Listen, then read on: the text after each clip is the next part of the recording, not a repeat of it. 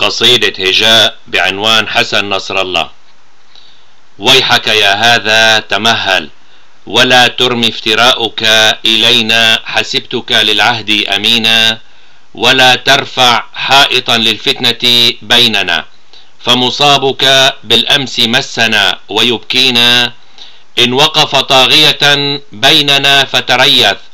فنحن الأبقى وممتدة إليك أيادينا، أبكيتني برثائه وأحجمت أن ترثي من كان لك سندا متينا، هادي كان ابنا لنا وبأعيننا، وحسبه لأهل أدوا الأمانة مؤمنين، وكم من هادي سقط في أرض الكنانة، وتناسيت دماءهم ناعين، في الشام غمامة سوداء تستظل بها، ستزيلها رياحنا وإن طالت رياحينا، وتبقى أنت وجمعك في العراء منبوذا، وتتمنى منية أن تلاقينا، نصيرا للمستضعفين أنت وتكرارا قلتها، وكنت لنا من الغافلين، لا تداعبني بألفاظ محببة، ولا تسوق عواطف نفر منها المحبين، لطالما أحببتها في الإلقاء منك، وبلدغ الراء عن ظهر قلب من المتابعين، وكنت مدافعا عنك وعن شعب حسبته يوما نصيرا ومن التابعين، وأحزنني مصابك في النائبات وللهموم، هل من مسل أن يسلينا، في الشام سفاحا تفاخر به، ستسحله أقدامنا وإن طالت أمانينا، وغدا لنا موقعة له، وصبرنا طويل نفنيه وجمعه ولن يفنينا، ما هكذا يرد الجميل لنا بأنك افتريت، وكنا من الصابرين، نعادى ولا يقضى علينا بالبأس،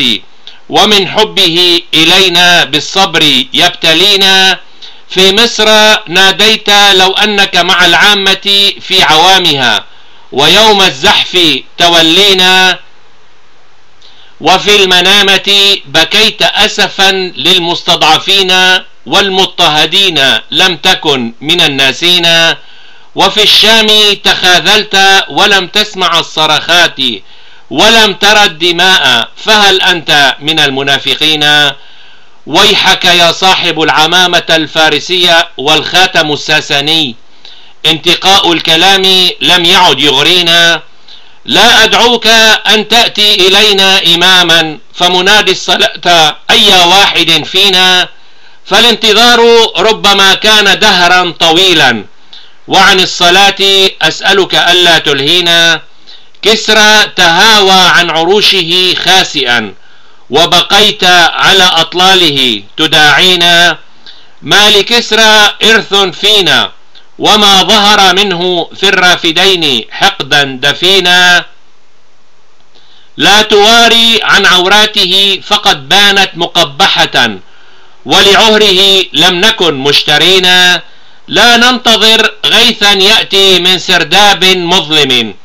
بصحبة من أسوأ الدجالين، ويحك يا هذا تمعن مليا، وانظر فيما حولك، فجلهم كانوا نباحين، لا أرى فيك إلا الخير إن عقدت، وبيدك القبضة للسيف أمينا للمجاهدين، لا تلتوي مختبئا تنتحب بعثرات، فالأسف والأعذار كانت للآسفين، تمنيتك أن تكون مع جمعنا هذا بالحق، وللحق مسيرنا نصرا مبينا، ما أخشى عليك إلا أن يتبدل مسلك القوم، وتلقى ما جنيت هباء للناظرين، لا أسألك أن تأتي إلينا ناصرا، فنصرنا آت من رب العالمين.